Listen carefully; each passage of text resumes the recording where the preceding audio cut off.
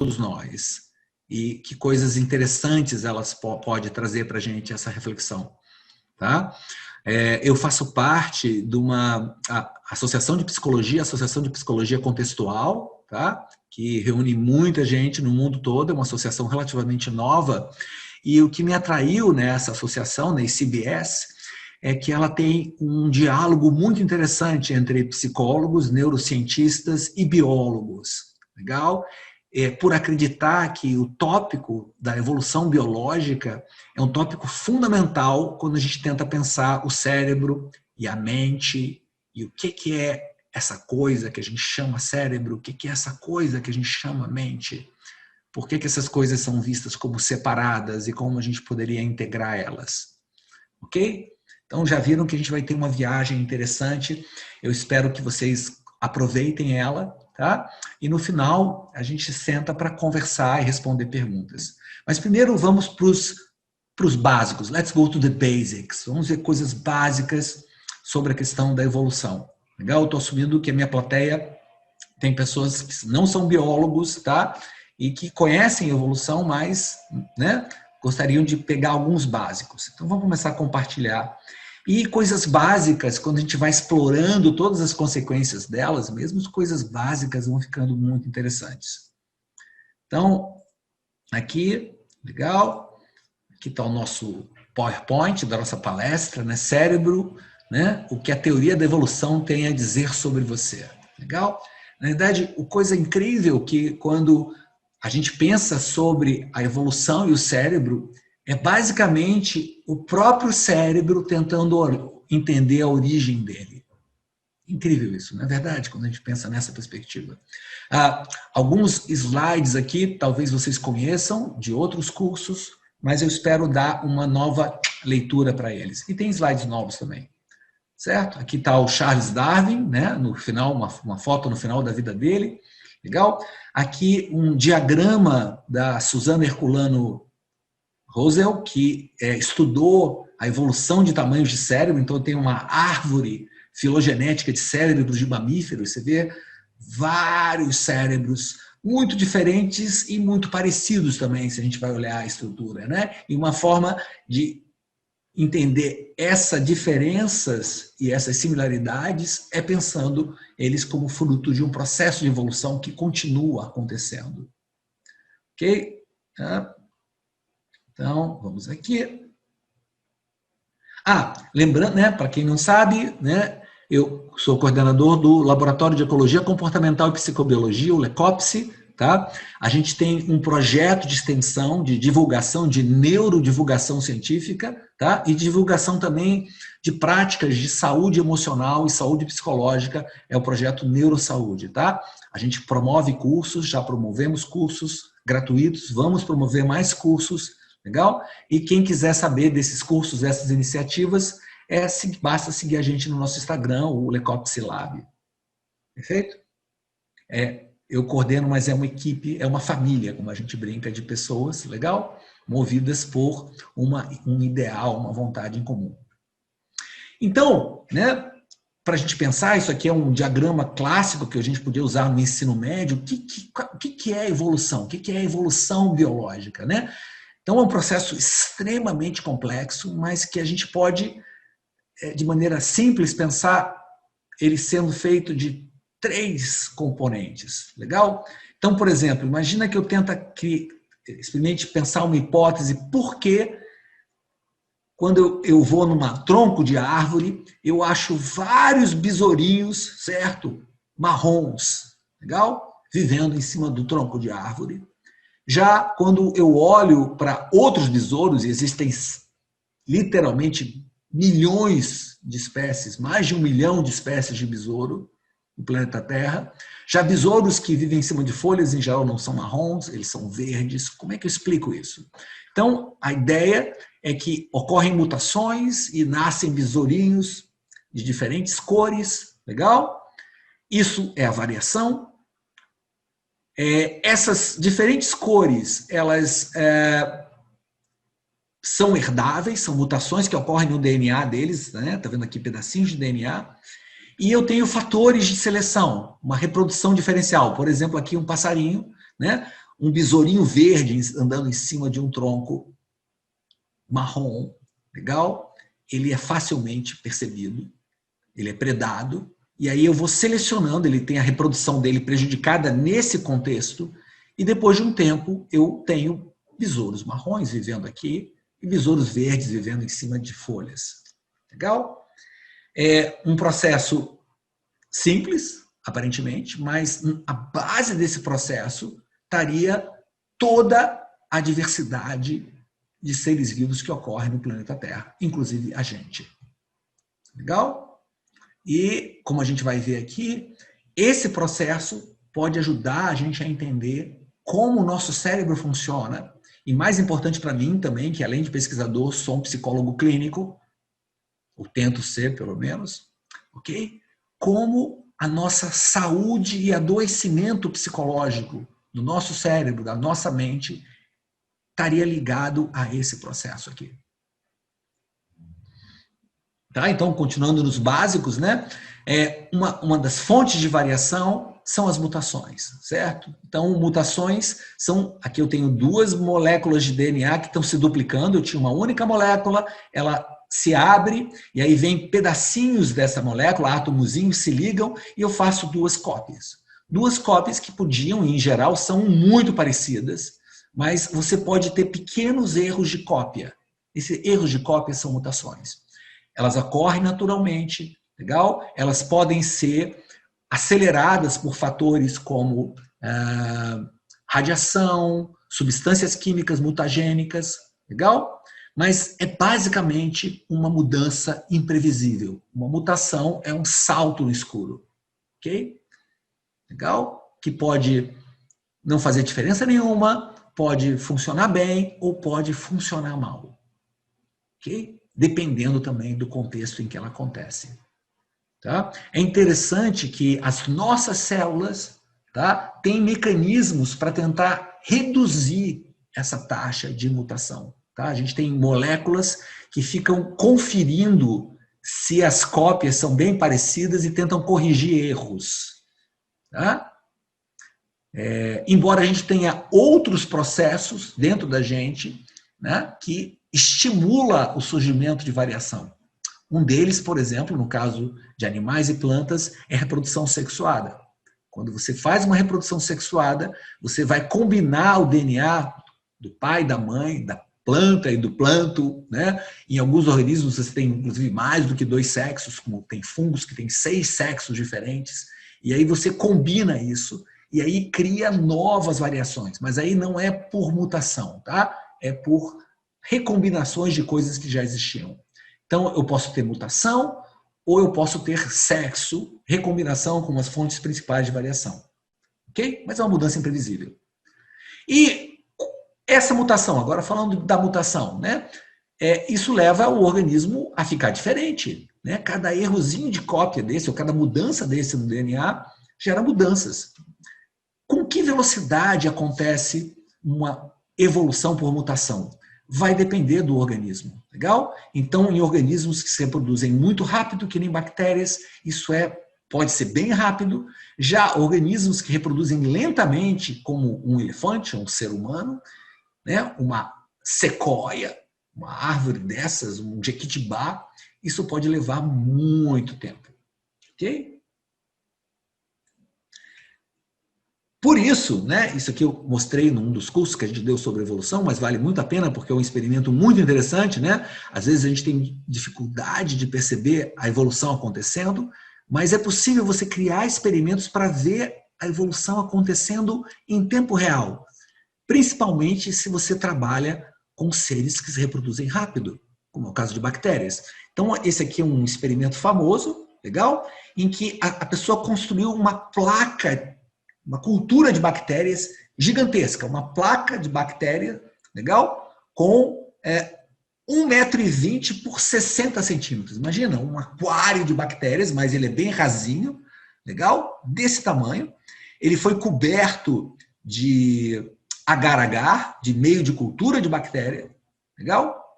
Aqui em cima tinha uma câmera tirando fotos em intervalos, né? Algumas fotos, uma foto a cada hora, por exemplo. Tac, tac, tac. Agora, o mais interessante é que eu coloquei uma bactéria que a gente tem muito comum no nosso intestino, a E. coli, a Escherichia coli, tá? Eu coloquei uma colôniazinha de bactéria nessa ponta e uma colôniazinha de bactéria nessa ponta. Legal? E isso aqui é basicamente comida. O que você esperaria? Que as bactérias saíssem se reproduzindo e se espalhando rapidamente. Lembra? Bactérias duplicam. 2 viram 4, 4 viram 8, 8 viram 16, 16, né? 32. E rapidamente elas deveriam colonizar aqui. Mas aí tem a pegadinha. Os cientistas colocaram antibióticos que matam essas bactérias, ou inicialmente matavam elas, em concentrações crescentes. Tá? Aqui a gente tem 0 de antibiótico, aqui eu tenho 3 vezes mais. Legal? Aqui eu tenho 10 vezes mais, de 3 foi para 30, aqui eu tenho 100 vezes mais, e aqui eu tenho 1000 vezes mais.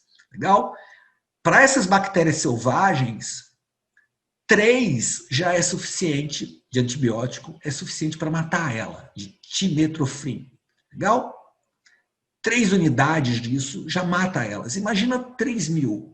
Legal? Então elas começaram a crescer, quando elas chegaram nessas regiões, elas pararam. Só que repara que bactérias se reproduzem muito rápido, e cada vez que elas se reproduzem, a gente pode ter uma mutação, que é totalmente ao acaso, mas são muitas mutações. E num determinado momento surge uma mutação que essa bactéria fabrica uma substância que inativa pequenas concentrações desse antibiótico. E aí ela consegue invadir isso aqui. O mutante consegue invadir. Tem um filme disso, depois eu posso colocar para vocês, isso acontecendo em tempo real, mas aqui está uma figura. Olha só. Aqui, né, eu tenho várias fotos ao longo do tempo, tá? Legal? 44 horas depois, vocês estão vendo essa coisa branca aqui, são colônias de bactéria. Elas tinham crescido até aqui e pararam aqui. Aqui tem antibiótico. 88 horas, repara, essa bactéria consegue se reproduzir tipo uma vez a cada 5 minutos. 2, 4, aparecem, né? Isso aqui é mais ou menos 88 horas depois, aparece um mutante que consegue crescer nessa concentração de 3 antibióticos. Depois eu preciso 132 horas para aparecer um outro mutante que consegue crescer em concentrações de 30. 176 horas, legal?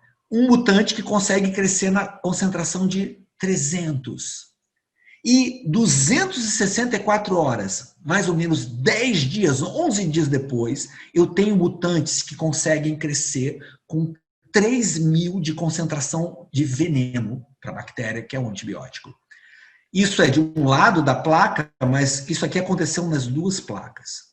E sequenciando o DNA e acompanhando, a gente consegue ver as mutações surgindo. Legal? Aqui está um caminhozinho. Isso aqui são 2 árvores evolutivas. Lembra que eu coloquei uma colônia de bactérias aqui, uma colônia de bactérias aqui. Legal? E elas vão se espalhando e as mutações são ao acaso. Então, os mutantes que surgem aqui não são necessariamente os que surgiram aqui. São diferentes mutações, por acaso. Inclusive, o lado de cá chega primeiro do que o lado de cá. Isso é evolução acontecendo em tempo real. A gente consegue ver isso em 11 dias. Legal? E a reflexão que a gente tem é que, se isso aconteceu em 11 dias, então, se em 11 dias bactérias conseguem gerar mutações que dão resistência a elas. Lembra que elas fazem isso ao acaso, tá? Elas não sabem, não tenho que ter. Não é uma coisa X-Men, tenho que desenvolver uma mutação. Não. É tentativa e erro, tentativa e erro. Em 11 dias, na base da pura tentativa e erro, elas conseguem suportar 1000 vezes uma quantidade de antibióticos que 11 dias atrás iam matar elas. Isso aconteceu em 11 dias. E a pergunta é, o que pode acontecer em 4 bilhões de anos? Ou, para ser mais exato, em 3 bilhões de anos e meio, que é o tempo que tem a vida na Terra. O que pode acontecer é uma outra árvore, legal? Que não é essa árvore de bactérias, mas sim a árvore da vida. O que é a árvore da vida? Hoje, a gente pode sequenciar o DNA de cada organismo que existe. E a gente já tem isso para muitos organismos. Árvores, animais, todos os tipos de animais, insetos, bactérias, algas, protozoários, fungos, coisas que inclusive nem tinham nome, por exemplo, a arqueia, que é um ser unicelular que não é uma bactéria, legal? Que é profundamente diferente de uma bactéria, embora seja microscópico. E hoje a gente sabe que ela é profundamente diferente porque a gente consegue sequenciar o DNA dela. Mas embora seja diferente, tem coisas similares. Na realidade, todos os seres vivos do planeta Terra usam o mesmo software básico, porque somos todos parentes. O mecanismo básico de leitura de DNA funciona para todos os seres vivos. Se você pegar o seu gene da insulina humana, que no nosso pâncreas produz insulina, né, e ajuda a regular a nossa glicose, aquele gene, né, aquela insulina que pode dar problemas quando você tem diabetes. Se eu pegar esse gene humano de insulina e inserir dentro de uma bactéria, legal? A bactéria começa a produzir insulina. Ela lê aquela informação. O hardware básico de como ler o DNA é o mesmo em todos os seres vivos. A diferença está no software. Legal? Por isso é que a gente acredita que aqui, no início da árvore da vida, a gente tem o primeiro ser vivo que deu origem a todos os seres vivos no planeta Terra. Legal? Tem teorias que pensam que ele pode ter evoluído aqui, tem outras hipóteses que pensam que ele pode ter sido trazido de meteoro de Marte ou de algum lugar, mas esse primeiro ser vivo que chegou aqui, ou que evoluiu aqui, deu origem a todos os seres vivos. Essa é a árvore da vida. E repara que essa árvore da vida não é como as árvores da vida antigamente, que a gente tinha um ser humano no topo da evolução, porque todos nós estamos evoluindo. Inclusive as bactérias, as arqueias. Essa árvore, ela cresce em todas as direções. Legal? Você pode pensar que aqui a placa de Petri é o planeta Terra. Legal? E a vida vai crescendo, se espalhando pelo planeta. Inicialmente dentro da água, em poças quentes, talvez vulcânicas, depois conseguindo conquistar a terra firme, desertos, montanhas. Você tem bactérias vivendo a 20 quilômetros de profundidade no meio das rochas. Em praticamente todo lugar em que a temperatura não é alta a ponto de fundir a rocha em lava. Se ela for alta a ponto de ferver a água, tudo bem, tem seres vivos vivendo lá. Tá? Você vai encontrar. E aí, uma questão importante para a gente pensar, tá? E que também é legal em termos de divulgação, para quando a gente vai explicar evolução para outras pessoas, poxa, mas como é que eu sei que a Terra tem cerca de 4 bilhões de anos? É verdade? Repara que se a Terra tem 4 bilhões de anos, faz muito sentido você pensar que uma evolução dessa, que fez isso em 11 dias com a bactéria, imagina o que ela pode fazer em 4 bilhões de anos. E como é que a gente sabe que a Terra tem 4 bilhões de anos? É um chute? Sim. Você pode dizer que é um chute, é uma estimativa, mas ela é feita com máquinas desse tipo aqui. Tá? Isso aqui é um tipo de uma maquinaria que a gente usa para datar a idade da Terra. Legal? E isso não é de um biólogo, isso é de um físico, um químico. Tá? Evolução não é só uma questão de biologia. Tá? É uma questão de física e química. Como é que eu posso datar a Terra? Uma rocha? Como? Por radioatividade. Legal? Então imagina que eu pego uma rocha, legal? Que tenha moléculazinhas de urânio no meio da rocha. Tá? Hoje a gente sabe que o urânio radioativo, né, são todos os urânios radioativos e uma série de outras substâncias radioativas, eles emitem radiação. E cada vez que ele emite uma radiação, ele, dependendo do tipo de radiação que ele emite, ele muda de elemento. Legal? Ele se transforma em outro elemento. Por exemplo, algumas formas de urânio emitem uma partícula radioativa e viram chumbo. Então, eu posso ver pela proporção de urânio que eu tenho na rocha e a proporção de chumbo. Então, o urânio aqui é vermelho e chumbo é azul. Quando essa rocha... Na verdade, o pessoal não trabalha com urânio e chumbo, trabalha com substâncias que viram gases, certo? Então, eu tenho uma molécula, um átomo, que ele emite radiação e vira um gás. Quando isso era lava, quando ele se transforma num gás, o gás escapa. Mas imagina que isso foi jogado numa erupção vulcânica na rocha mais antiga que você pode encontrar no planeta Terra. Legal? À medida que eu tenho esse decaimento radioativo, essas moléculas sólidas vão virando gás. E isso fica preso dentro da rocha. E eu posso medir essa quantidade de gás. E eu posso fazer isso várias vezes, calcular uma média, calcular um desvio padrão, andar pelo planeta Terra procurando as rochas mais antigas. E na Lua, né, junto lá com Apolo 11, 12, 13, trazer pedaços da Lua e fazer a mesma coisa. A Lua, aparentemente, foi arrancada da Terra por um choque de um planeta lá no começo. E aí você tem uma estimativa que a Terra tem 4,54, mais ou menos 0,05, tá? bilhões de anos. Perfeito? Legal? Então, quando a gente está falando de evolução, a gente não está falando, não, olha, uma historinha. A gente está falando de coisas que têm medidas desse tipo, máquinas desse tipo. Ah, é uma hipótese? É, mas é uma hipótese que é feita com muitas observações. Legal? Por exemplo, a partir da hora que eu posso datar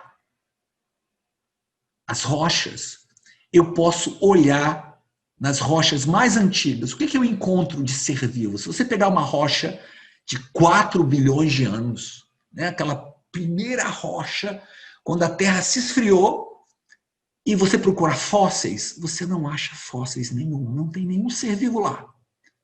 Seres vivos começam a aparecer, na verdade, marcas deles, em rochas com cerca de 3,5 bilhões de anos. Legal? Que seres vivos são esses? Aves, peixes, árvores, bactérias. Legal? Bactérias. E você continua pegando rochas mais recentes, bactérias. 3 bilhões de anos, bactérias. 2 bilhões de anos, começam a aparecer células que têm núcleo. Bactérias não têm núcleo. Células maiores, chamadas células eucariontes, como as nossas células. Elas só vão aparecer 2 bilhões de anos para cá. Então, imagina, a gente tem aqui 1 bilhão de anos e meio em que só tinha bactérias no nosso planeta. E aí surgem células com núcleo, ok? Animais? Não. Plantas? Não. Células unicelulares. Coisas parecidas com algas vão surgir há 1 bilhão de anos atrás. Coisas parecidas com peixes, 600 milhões de anos atrás. Parecidas não, peixes, assim, forçando a barra. Os primeiros animais multicelulares, 600 milhões de anos atrás. Animais terrestres, 360 milhões de anos. Antepassados dos seres humanos, certo? Hominídeos, legal? 7 milhões de anos. E aí, legal? Repara que eu estou falando de datações radioativas das rochas e fósseis, legal?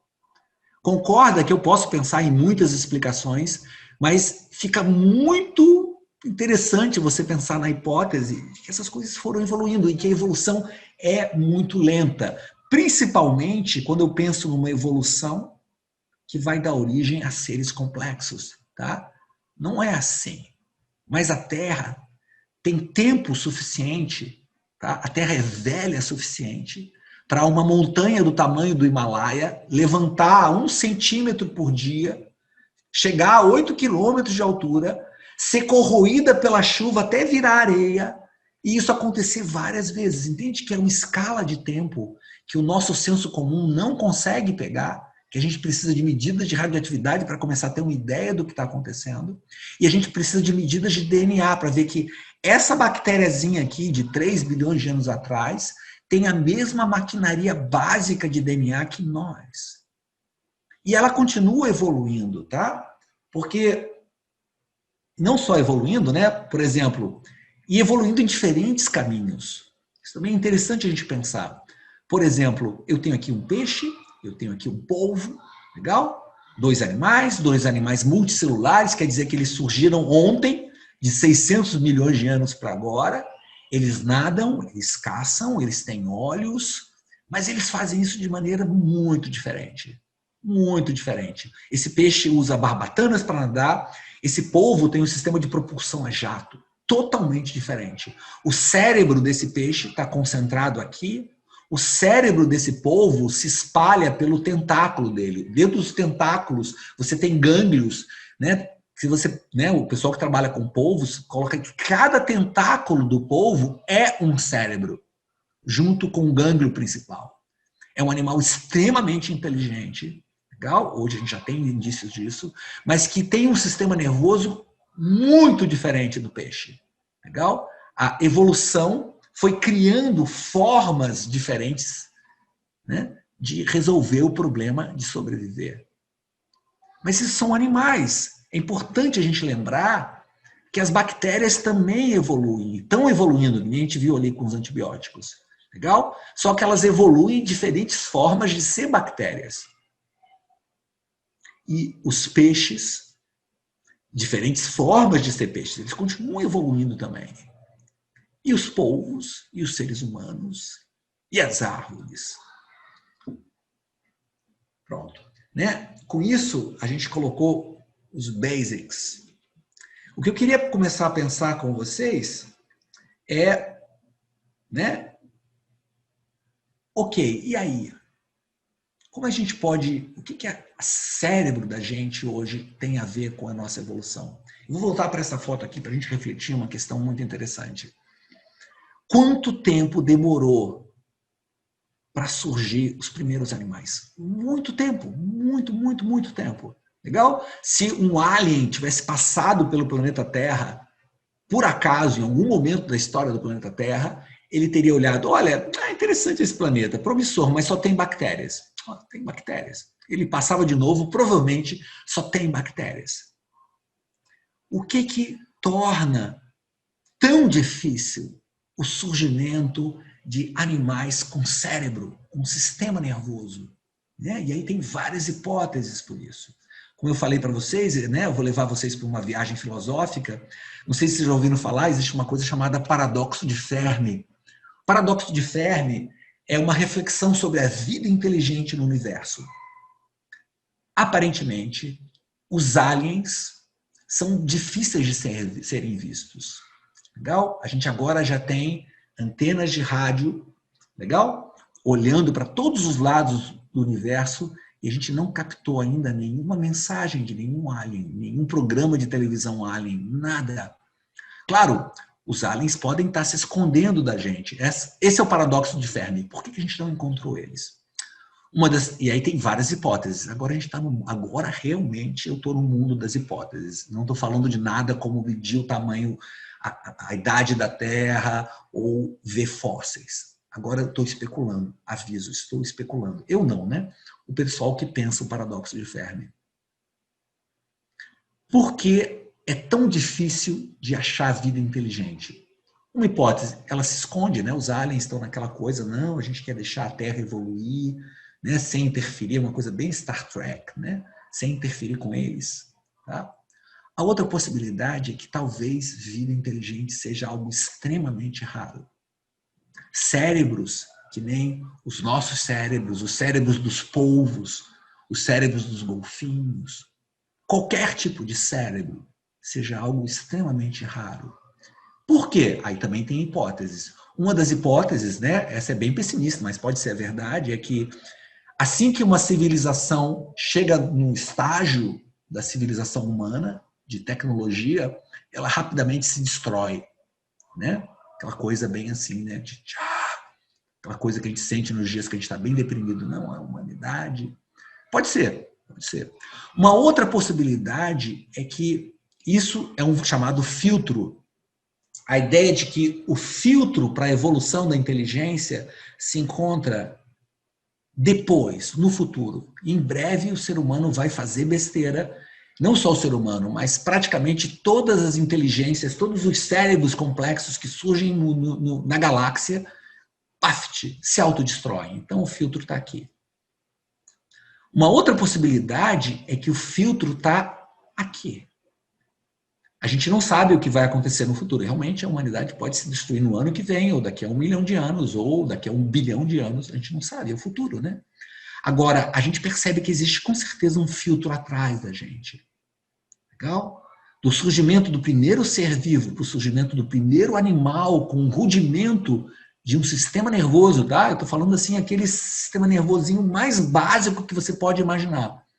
Levou 2 bilhões, 3 bilhões de anos. 3 bilhões de anos para a gente criar o primeiro protótipo mais básico de cérebro.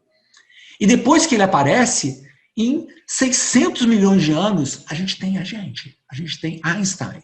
Né? Einstein, imagina, ou alguma pessoa muito inteligente que você puder imaginar, ou se você não quiser ser muito antropomórfico, um polvo, o polvo mais inteligente que existe, ele está somente a 600 milhões de anos do surgimento dos primeiros sistemas nervosos.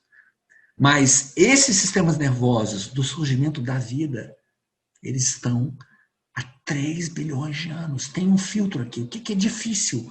Por que é tão difícil você criar sistemas nervosos? O que é a mesma coisa que eu perguntar: por que é tão difícil surgir vida multicelular?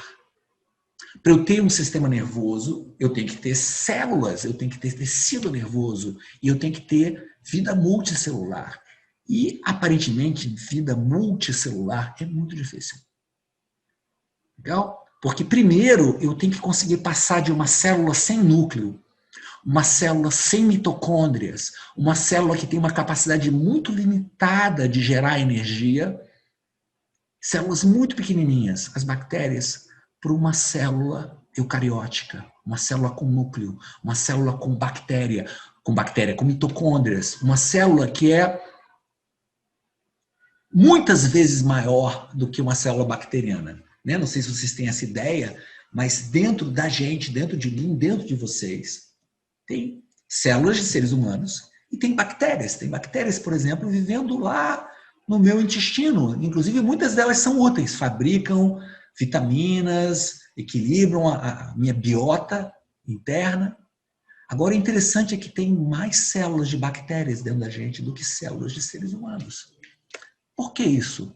Porque elas são muito pequenininhas, muito pequenininhas.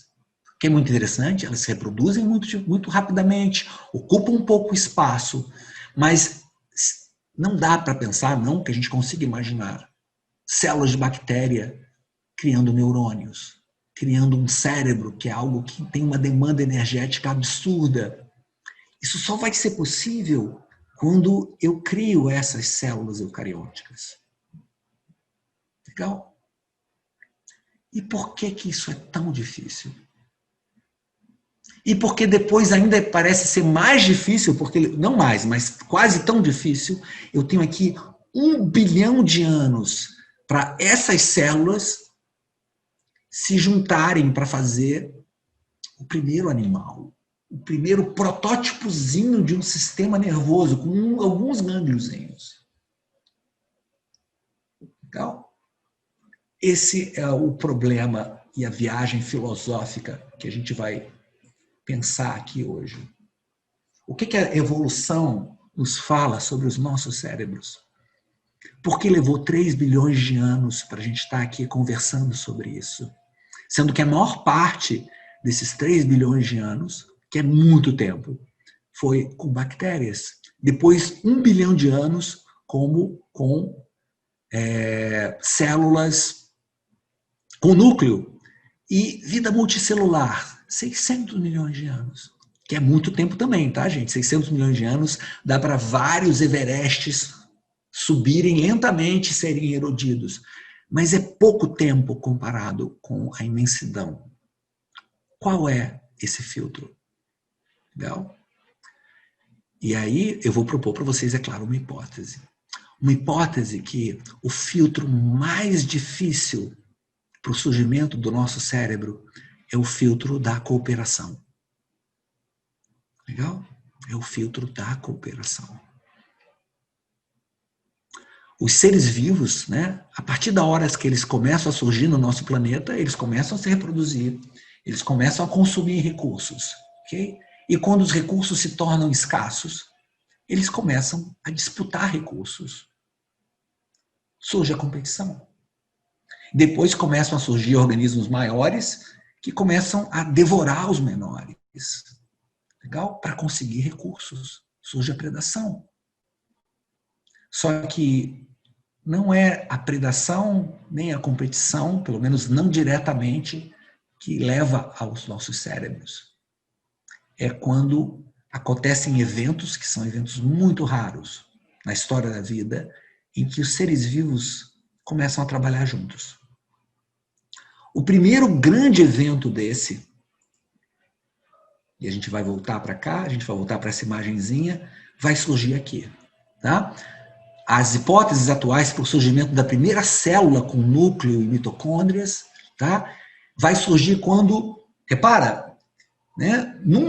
Depois de milhões e milhões de vezes que uma célula maior englobou a outra célula menor e digeriu, uma célula de arqueia, um grupo de seres vivos unicelulares, englobou uma célula de bactéria, um outro grupo, com linhas diferentes, originários do mesmo ancestral. E numa dessas interações, e deve ter acontecido bilhões, trilhões dessas interações, tá? Ela não digeriu a bactéria. A bactéria ficou lá dentro, legal? E as duas começaram a trabalhar cooperativamente, para uma proteger a outra e a outra gerar energia. Essa bactéria que foi englobada e não foi digerida é o ancestral de todas as mitocôndrias que existem no planeta Terra. Que estão nesse momento dentro dos nossos neurônios, gerando energia para a gente estar aqui pensando, assistindo. Quantidades imensas de energia que uma bactéria dessa não conseguiria gerar sozinha. Legal? Ou até conseguiria gerar, mas não conseguiria armazenar. Esse seria o primeiro grande fronteira desse filtro. Legal? E aí eu tenho as células eucariontes. O segundo passo, que parece ser bastante difícil, embora não tão difícil quanto esse, é quando agora essas células que têm mitocôndrias, que geram energia, que vão se duplicando, legal? Elas se duplicam, mas permanecem juntas. E aí eu tenho o surgimento de seres multicelulares. Seres multicelulares eucariontes. Eles agora não só geram muita energia, mas eles começam a cooperativamente gerir essa energia. Essa é a base do surgimento dos nossos tecidos. Essa é a base do surgimento da gente. Repara que nosso cérebro só está aqui pensando, sentindo, imaginando, legal? Porque nosso sistema digestivo está processando nutrientes, nosso fígado está convertendo ele em açúcares e gorduras simples, jogando no nosso sangue. Legal? Pensar é um ato coletivo muito antes do surgimento de coletividades. Porque o primeiro animal que tinha um sistema nervoso, mesmo que ele não fosse social, mesmo que ele não vivesse em grupos como os seres humanos, as aves sociais, os insetos sociais, as abelhas, esse primeiro animal solitário, ele não era na realidade solitário. Ele era uma comunidade de células, em que algumas células começaram a se especializar em fazer coisas diferentes. E aí você tem o processo fundamental de divisão de trabalho. Quando sistemas se especializam em fazer coisas e compartilham aquilo que elas fazem, eles conseguem mais eficiência. E isso é a base do surgimento da vida multicelular. E a base do surgimento dos animais multicelulares. E animais multicelulares têm uma coisa muito interessante que é o quê? Eles se movem, eles se mexem. E se eu me movo, implica que eu estou me movendo de algum lugar para algum lugar. E eu preciso, ou pelo menos, né? Vai ser uma grande vantagem evolutiva para mim se eu tentar entender para onde eu estou indo.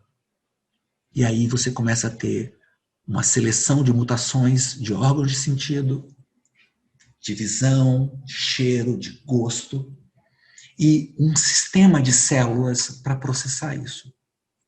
A base do sistema nervoso. Ok? Aqui a gente podia tomar um determinado ponto de vista, de tentar entender as pressões que tem sobre a evolução desse sistema nervoso, mas eu já falei isso em outras aulas. Quem quiser pode chegar lá no canal do YouTube, no meu canal do YouTube, e dar uma olhada no curso. A gente tem um curso muito legal, gratuito, sobre a evolução das emoções. Mas aqui com vocês eu queria tomar uma outra reflexão. Né? Qual a importância disso para a gente? Para eu e você, como seres humanos, não necessariamente como cientistas, biólogos, neurocientistas, médicos, engenheiros. Para nós. Uma outra hipótese que eu vou colocar aqui para vocês, que tem a ver com a nossa saúde psicológica. Então, a gente está num momento da história da psicologia que está começando a ficar claro, né, que a saúde psicológica dos seres humanos, tá, ou ela tem características muito interessantes. Tá? Quando eu vou pensar em adoecimento psicológico, eu me deparo com uma coisa chamada comorbidades. O que são comorbidades? Né? A gente tem os vários tipos de problemas psicológicos, né? Transtornos, bipolaridade, borderline, depressão, ansiedade, manias. São diferentes, mas eles têm muitas características comuns. O que dificulta muito a gente tipificar ele. Né? Não é como uma doença orgânica clássica, não. Você tem hepatite e você tem tuberculose, em que eu tenho um agente externo, uma bactéria, ou você tem Covid. Né? A grande parte do sofrimento psicológico humano parece ser interna. São processos do nosso cérebro, da nossa mente, que se desequilibram. Legal? E o que isso tem a ver com a evolução? Bom, uma das coisas que a gente está começando a refletir agora dentro da psicologia, e aqui eu estou pensando numa interface entre psicologia, neurociência e evolução, é que o nosso adoecimento psicológico, na prática, possa ser fruto dessa evolução. Do que exatamente? Bom, primeiro vamos definir o que a gente chama de adoecimento psicológico. Adoecimento psicológico, pelo menos como a gente imagina hoje em dia, é quando coisas que acontecem dentro da nossa mente, do nosso cérebro, né, geram uma quantidade de desconforto, de sofrimento tão grande que a gente não consegue mais funcionar. Ou a gente funciona de uma maneira que começa a ser muito problemática para a gente e para as outras pessoas. Né? Basicamente, uma quantidade muito grande de sofrimento.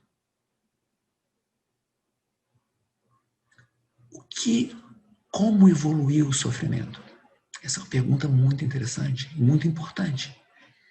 A gente pode pensar que o sofrimento evoluiu porque ele é uma manifestação no nosso cérebro de que as coisas não vão bem. Ou mais importante, de que elas não foram bem para os nossos antepassados.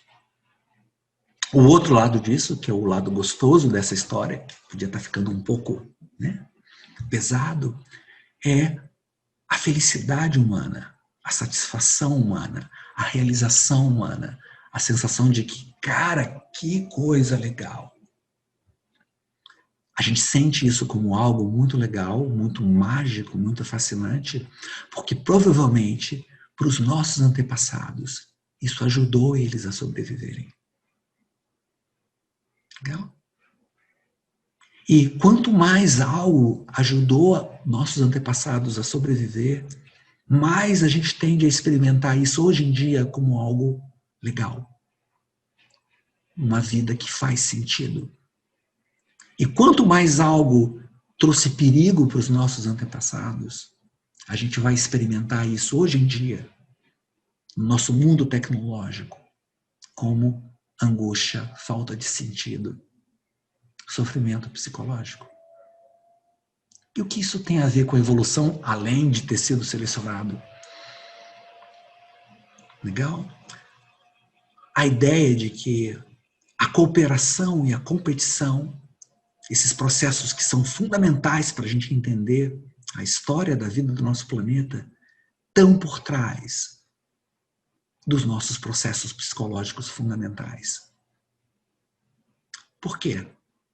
Se você for em diferentes culturas humanas, em diferentes momentos da história do planeta, em geral, seres humanos vão se sentir bem quando se sentem rodeados de pessoas que as compreendem, que elas se sentem seguras, que elas se sentem entendidas e validadas.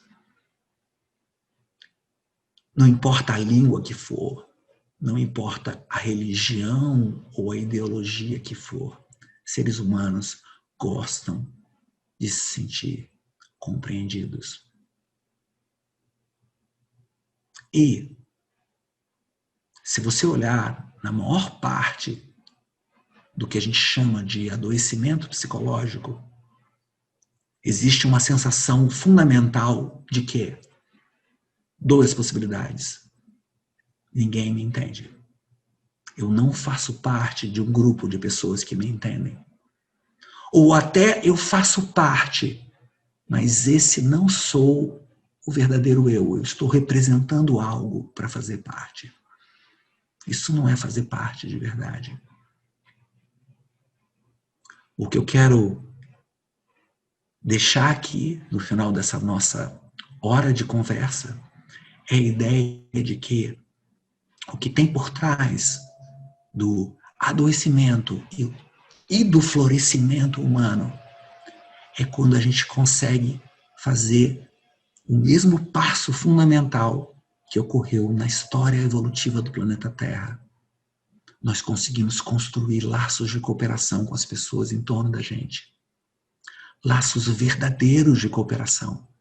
Eu não estou cooperando com você falsamente. Eu estou genuinamente percebendo que as pessoas em torno de mim e eu mesmo podemos ser sinceros. Buscamos coisas em comum. Buscamos crescer, não um à custa dos outros. Legal? Mesmo o ser humano mais explorador que existe no planeta Terra, ele continua buscando amigos. Legal? Mas atormentado pelo fato de que ele explora outros. Aí é a base da culpa e da vergonha humana. E para nós que não necessariamente exploramos ninguém, não somos um grande magnata ou coisa parecida, o nosso tormento é quando a gente sente que a gente não é valorizado, que a nossa vida não faz sentido, que a gente não tem um grupo nosso de humanos para nos compreender. E esse processo evolutivo básico de cooperação e competição, de segurança ou tormento, seria o que a evolução tem para explicar para os nossos cérebros, para fazer a gente se entender um pouco mais a gente mesma. É isso? Legal? Essa é uma reflexão interessante para a gente pensar e conversar, tá? E eu agradeço, tá, as pessoas que estiveram aqui e que me compreenderam dentro do possível e se sentiram compreendidas também. E a gente vai se encontrando em outras conversas. Foi bom estar com vocês, mesmo que à distância. É isso aí. Tudo bem, Iago? Tudo bem, professor. queria agradecer por essa maravilhosa palestra. Dizer que foi uma das palestras que as pessoas mais comentaram e ficaram eufóricas aqui no chat. Várias pessoas falando, gostando da reflexão que o senhor fez, elogiando a forma como o senhor se expressa. Eu tenho uma pergunta do Janderson. Ele pergunta se a hipótese da cooperação como filtro para o surgimento do sistema nervoso tem um nome para isso. Olha, basicamente, né, você tem uma pesquisadora muito famosa, né, chamada Lynn Margulis, né, que ela começa, que ela vai basicamente ter as hipóteses da endossimbiose, né, na realidade, antes até dos sistemas nervosos, que o que a gente chama de uma célula humana, é, na realidade, um conjunto de vários seres vivos diferentes, legal? De linhagens de seres vivos, arqueias, bactérias, diferentes grupos, certo? Inclusive, por exemplo, os flagelos que tem no nosso pulmão, dos espermatozoides, eles eram bactérias de vida livre. A gente seríamos mosaicos de seres vivos, cada célula nossa, que depois começaram a viver juntos. Legal? Então, isso é a hipótese da endossimbiose, que agora que a gente consegue pegar o DNA e sequenciar, a gente consegue ter ideia um pouco de como isso aconteceu em 3,5 bilhões de anos. É isso. Legal, professor. O Iago Marisa, ele não faz uma pergunta, mas manda um abraço de toda a turma do mestrado para o senhor. Obrigado, Iago. Prazer estar com vocês aqui. Deixa eu só ver se vai chegar mais perguntas.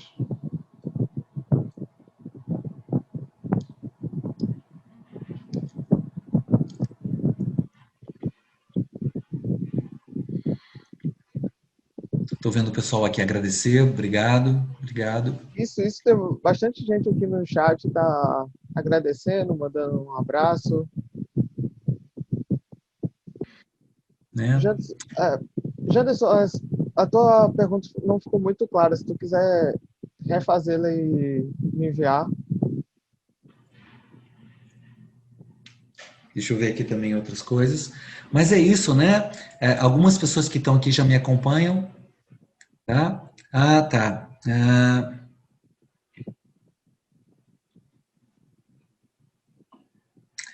Ok, pronto. Tem a pergunta do Janderson, tá? Que é o quanto do nosso adoecimento psicológico, né, é fruto da civilização tecnológica que a gente vive. Perfeito? Né? Na medida que ela começa a mudar as coisas muito rápido. Legal? Então, né, a gente pode pensar se levou, né, 500 somente 600 milhões de anos do primeiro animal multicelular até a gente, legal? Do primeiro ser humano que começou a fazer agricultura, tá? Para agora tem 10 mil anos. Tá? Seres humanos provavelmente estão aí, os seres Homo sapiens sapiens, há 200 mil anos. Desses 200 mil anos, 190 mil anos foram em pequenas tribos. Tá? E tudo que a gente chama de história é assim, é muito rápido. Então a gente pode pensar, poxa, talvez o nosso processo de adoecimento venha dessa revolução tecnológica. A gente pode ler assim, mas é importante a gente ficar atento, legal? Existem vários mitos dentro da nossa sociedade. O que eu chamo de mitos? De construtos de ideias que não necessariamente se apoiam em dados. Por exemplo, a gente não sabe ainda bem até que ponto nossos antepassados, e eu estou falando de antepassados mesmos, né?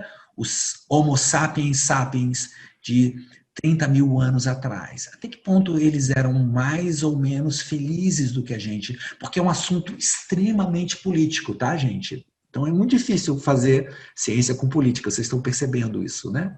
Legal? Para todos os lados, é difícil saber. Tá? O que a gente sabe é que os seres humanos de sociedades caçadoras-coletoras, tá? Eles tinham problemas também. Talvez problemas do tipo, metade das crianças morriam, legal? Você tinha tigres dentes de sabre atrás de você, e guerras tribais, nem tanto guerras, mas fome, frio, Como é que eles lidavam com isso? Talvez eles conseguissem uma homeostase psicológica melhor do que a gente, ok? Né, tudo bem, fome, frio, doenças, predadores, legal? E eu estou de boas com isso. Pode ser. Ou talvez não. Ou talvez eles vivessem as angústias que a gente vive de outra maneira. Quando a gente pensa assim, quando a gente pensa a possibilidade, isso também nos leva à questão do sofrimento animal. Está claro hoje em dia que, por exemplo, animais em fazendas muitas vezes sofrem com condições muito difíceis. Existe toda uma preocupação do bem-estar animal agora. Zoológicos também. Mas e os animais na natureza? Eles são felizes?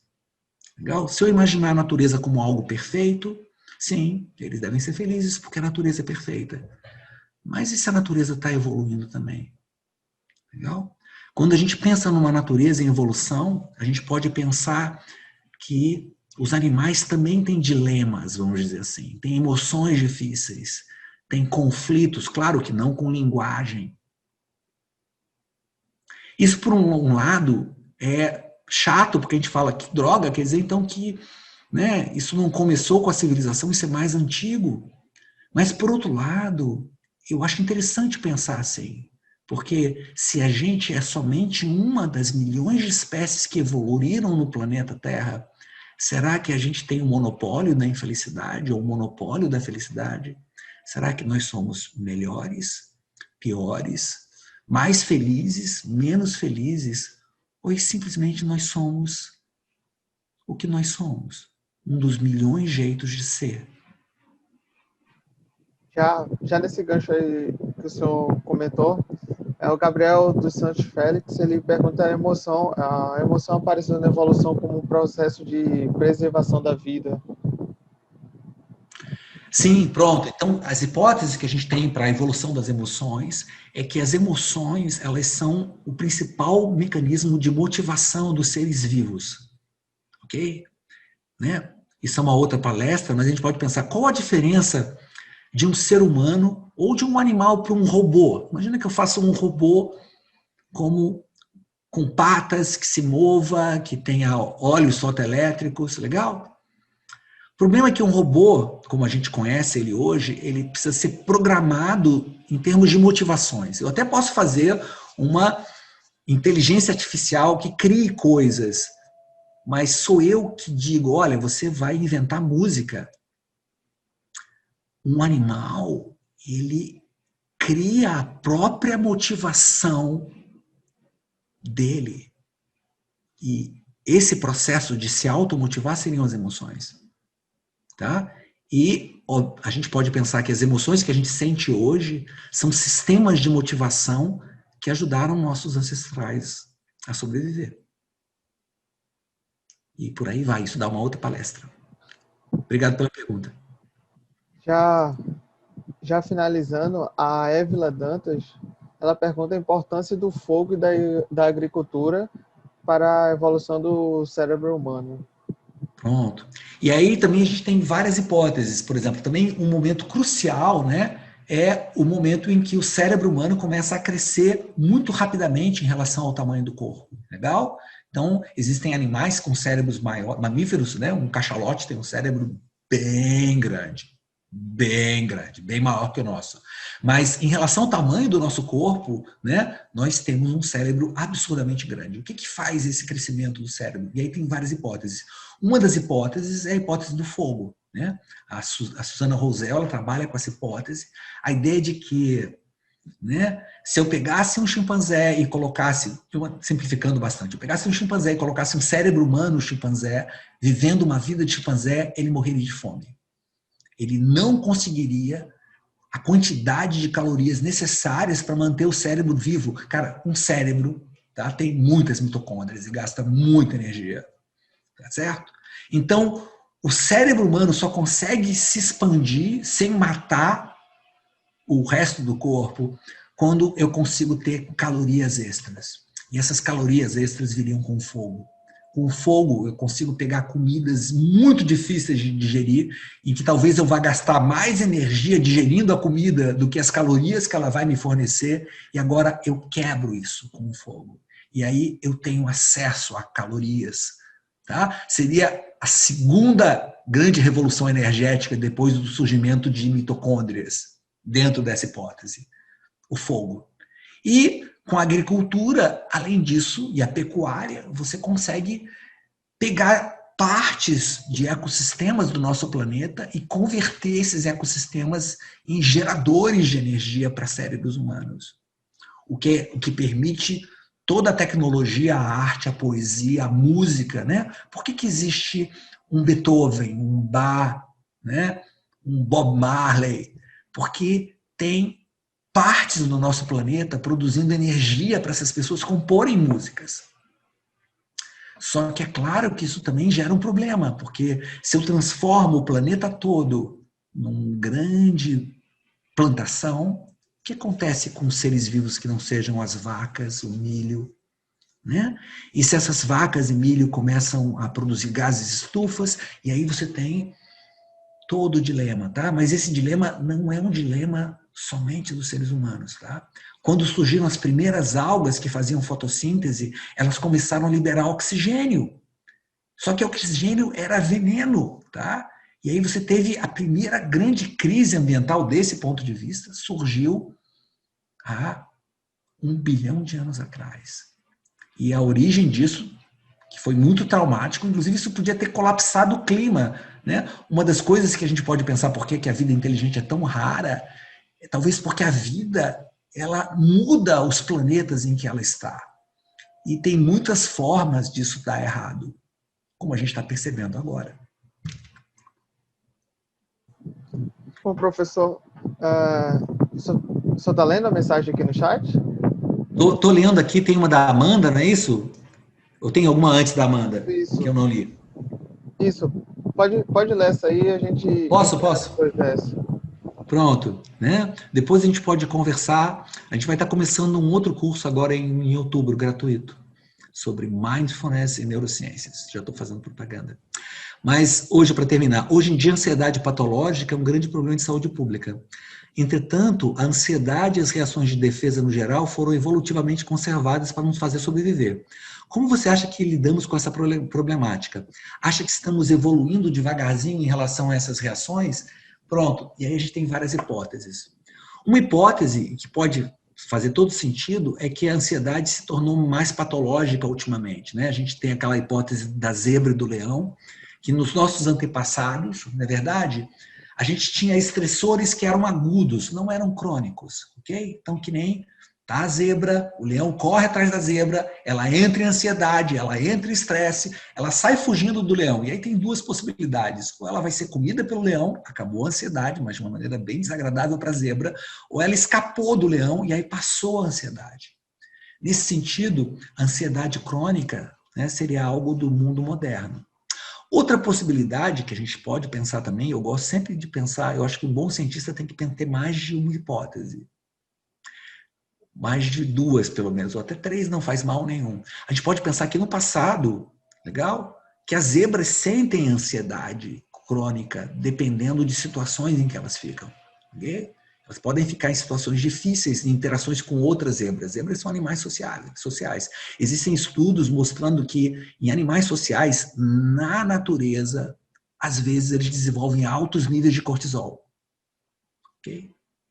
A questão é que nós, seres humanos, agora, chegamos num estágio do nosso desenvolvimento tecnológico, legal? Num momento da história do planeta Terra, a gente não sabe quanto vai durar, em que tem mais gente obesa do que gente passando fome. Isso nunca aconteceu antes.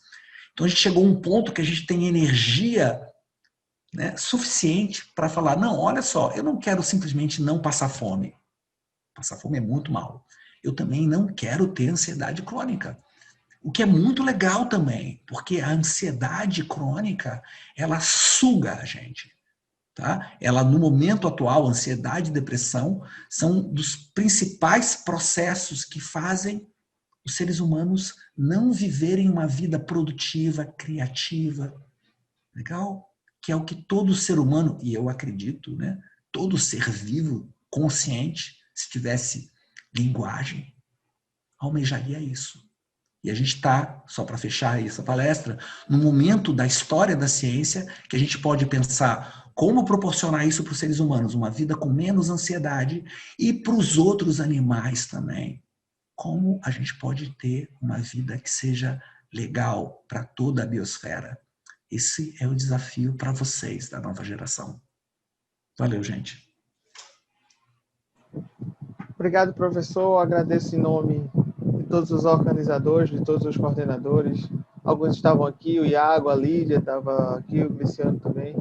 Obrigado por ter aceitado participar e trazer essa palestra maravilhosa para fechar o primeiro dia. Convido a todos que participaram hoje que possam retornar amanhã com a gente. Foi um dia incrível, as palestras foram muito legais. Obrigado a todos que participaram. E dou por encerrado o primeiro dia. Encontro todos vocês amanhã. Obrigado, até mais. Boa noite a todos. Até mais, gente. A gente se vê por aí. Tchau, tchau.